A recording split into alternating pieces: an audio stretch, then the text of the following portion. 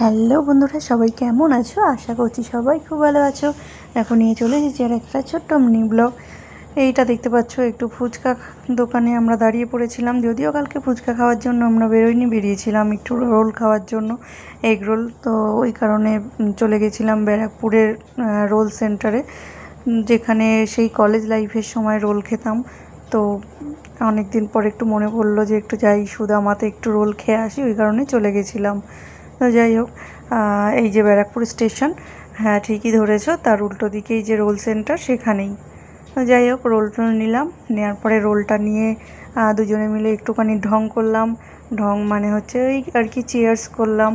তারপরে তন্ময়কে বললাম খাও, এবার ও রোলটাকে হালুম করে খেয়ে নেবে, দেন আমরা ওখান থেকে বেরিয়ে পড়বো। যাই হোক, এইটাই ছিল একটা ছোট্ট মিনি ব্লগ। তো কেমন লাগলো জানিও, আর যদি ভালো লেগে থাকে একটা লাইক সাবস্ক্রাইব করে দিও। তো চলো, টাটা, গুড নাইট, সবাই খুব ভালো থেকো।